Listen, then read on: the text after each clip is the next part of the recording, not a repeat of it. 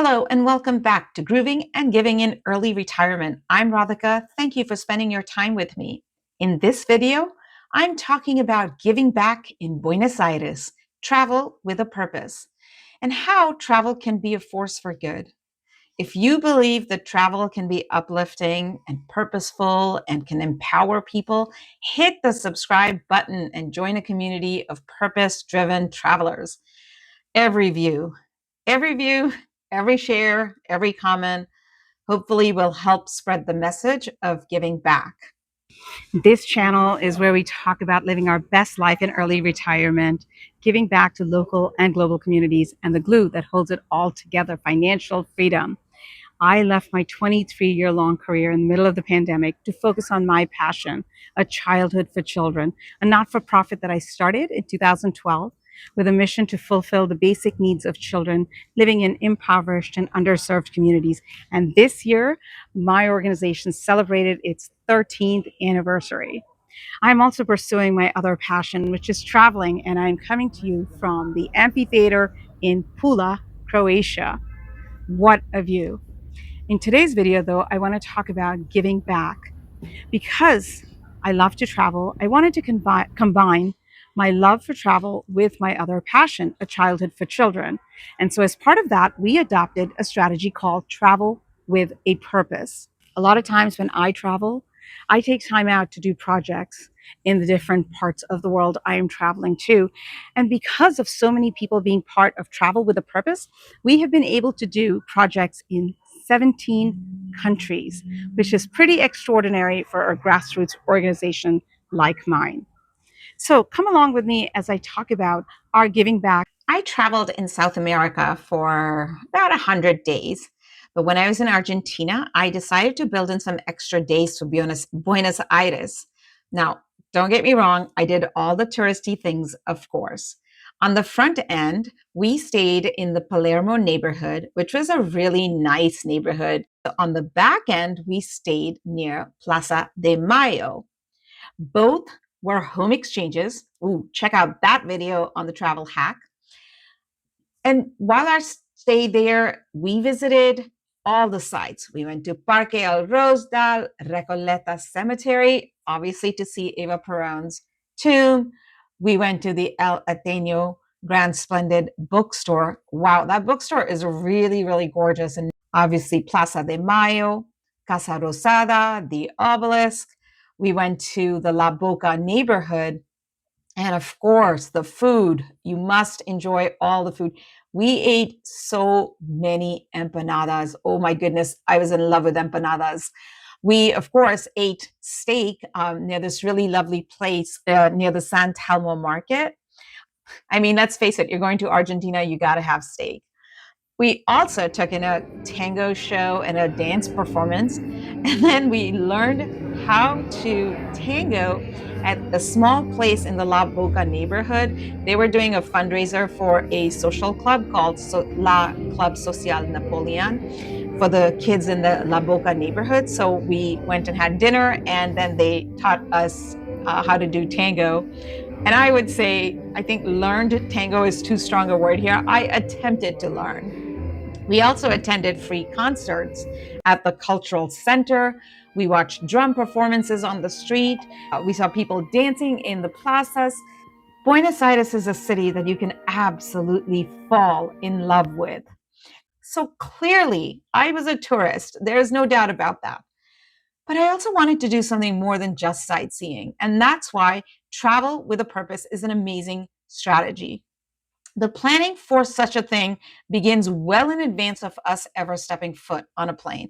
And the planning can take a long time. So we start looking for organizations to collaborate with and organizations that have the same objectives and values. We start looking for them well in advance of our trip. A Childhood for Children is a grassroots, volunteer-based organization. And our mission isn't just to give things. Our mission is also to spend time with the children because we want to educate them. We want to encourage them. We want to empower them. And we want to do this all through love and respect and dignity. We are a non-religious organization, and we really just want to help children who need items. So collaborating with the right organization is key. We want to collaborate with local organizations because they have home court advantage and they can help us navigate the challenges when we are buying supplies, where to buy them, navigate transportation, negotiation of prices. Sometimes that happens in the more sort of open markets. And of course, sometimes the language barriers, right? So, all of these reasons we have to collaborate with a local not for profit. And our values really do need to align. So for Buenos Aires, we got on social media groups, and an organization by the name of Por los Chicos was recommended by somebody on social media. And then we found a second organization to collaborate with called Fundación Acompañar. And let me tell you quickly about the second organization, how we came to find out about them. I was on a bus from Argentina to Brazil to go visit the Iguazu Falls from the Brazil side. And on the bus, there were three young college students who started talking to me because they wanted to practice their English. So during the bus ride, I told them about my not for profit, A Childhood for Children. And we started talking about the fact that I wanted to collaborate with an organization in Buenos Aires. And they told me that they had a friend who volunteers for Fundación Acompañar. We got in touch with her, who then put us in touch with their president, Pato. And that's how we came to learn about Fundación Acompañar. More on them later. Before I go on, please hit the like, subscribe, and notify button so that you can know all about my future videos. And also 100% of the net revenues for this video, when it happens, will be donated to A Childhood for Children so that we can continue our projects. Our first organization that we collaborated with was Por los Chicos. Por los Chicos has been working since 2001 to improve the quality of life for nearly 3,500 vulnerable children in Argentina, and they emphasize on education and child nutrition. So they have volunteering in different parts of Argentina, not just in Buenos Aires. Now, Por los Chicos, they have no political or religious affiliations, which is exactly like us. And it's on their website, it says that they're made up of people like you who one day decided to help. I love that. So what they do is they provide support to children, and they're really focused on learning and development, focusing on like values, academic support, and cultural workshops. We collaborated with them in their Comparte program, where we provided snacks and milk for the children. And we went into this neighborhood called Villa Inflamable. This is a really poor neighborhood. It's a shantytown neighborhood in the Avellaneda district or area. It's south of Buenos Aires. And it's actually known to be one of the most contaminated places in Argentina, and it has a vulnerable population. The residents there live with toxic pollution from the nearby dock sud industries, the petrochemical complex. There are like lots of tanneries there. There's a lot of health problems in this neighborhood. In fact, the Buenos Aires Herald reported in February 2025 that the Sarandi stream that runs through this neighborhood turned red because of the contamination from the industrial waste. It is, it's just a neighborhood that needs a lot of help. It's not the easiest place to even get there, but thanks to our counterpart from Por los Chicos, Nico Fernanda. Nico was fantastic. We did Zoom calls with him to try and understand the organization's makeup. He was always available to us. And Nico has a full-time job, by the way. All the volunteers for Por los Chicos, they have full-time jobs. So Nico took us out there, and we got to spend time with the children. It was an absolutely amazing experience. We helped children with their math exercises. We played games with them. We did coloring. We also did a science experiment with them. And we spent the whole Saturday morning with the children. Por los Chicos really, they want to help participants strengthen their skills, express themselves freely, and enjoy new experiences. I mean, that's exactly what we want as well when we do projects with children. So it was just a great way to spend time in Buenos Aires, and it was such a heartwarming experience. We went and bought all the supplies, and so many times we will buy supplies. It's not that easy to find all the supplies, so we have to go to a lot of different stores, and we start collecting all the items, and sometimes our our Airbnb or apartment, wherever we're staying, will start to look like like a mini store with all the items. But it is one of those experiences that you really just have to know that you're doing all of this for the benefit of the children. Our second organization that we collaborated with was Fundación Acompañar, the one that I found out about on the bus. So Fundación Acompañar started in 2019, and the president, Pato, is the one that we got in touch with all the connections. And we, again, did video calls with him to start talking about what the project would look like. And what we did was quite amazing. So Acompañar, like I said, was started in 2019, and on their website it says, Acompañar was born as a charitable project with the aim of contributing and making a difference in the lives of those who need it most.